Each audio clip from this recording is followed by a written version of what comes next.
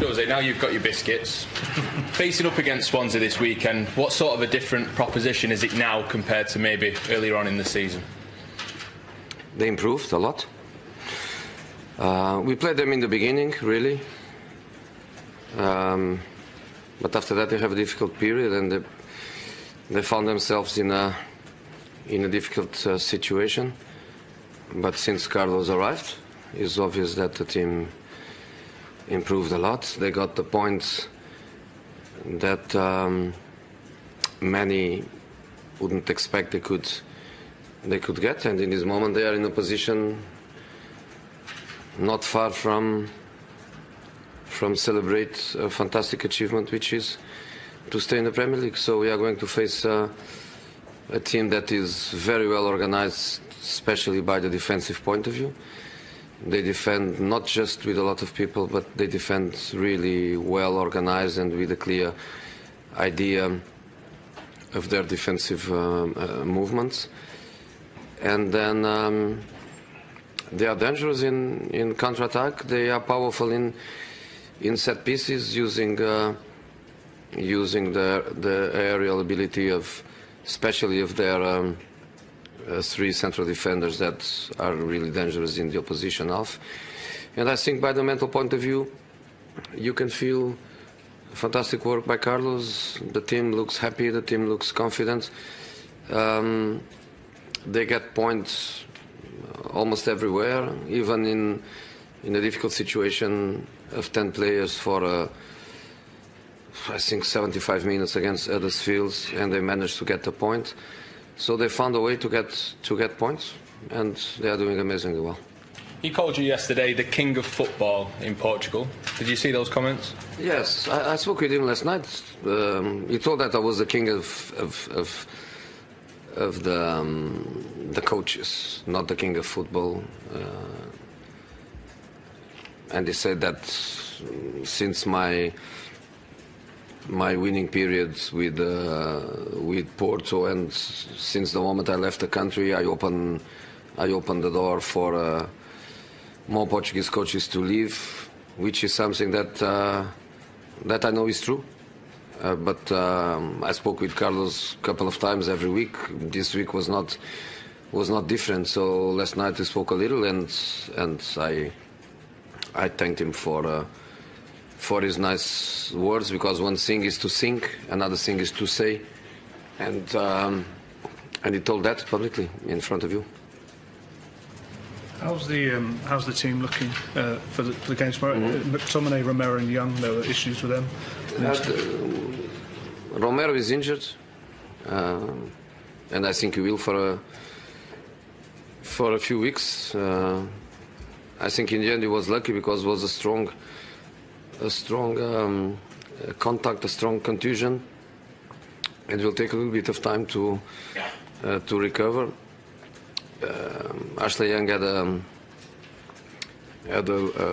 problem in the last part of the game against Italy, but we think there is a chance for him to recover. And Daley Blind come back from his treatment in Holland, start training with us in the last few days, and he's the only one that is not available, a part of Daley that is training with us, but obviously not available after a couple of months out. We recovered all the other problems we had, including Phil Jones, of course Marcos Rojo. He played already with Argentina, so the picture improved a lot for us in that aspect. If Ashley Young is unavailable tomorrow, would you play Luke Shaw? And what is the situation there? There's been lots of talk. If he's available or unavailable, Luke Shaw is always an option. Ashley Young was available to play against Brighton, and I started with Luke Shaw, so that's not a problem. Jose, there's been some speculation this week that you spoke with the France manager Didier Deschamps. Not true. Not true at all.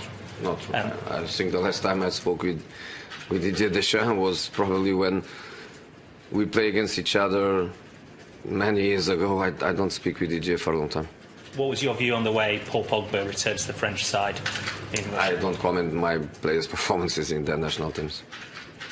Finally, Zlatan Ibrahimovic is going to be unveiled before the Los Angeles media today. How big a loss will he be in terms of influence in your dressing room, and what sort of player should the Galaxy be expected to get now? You know, for me it's always sad when the big players, they go in the direction of the end. I remember, for example, Luis Figo last match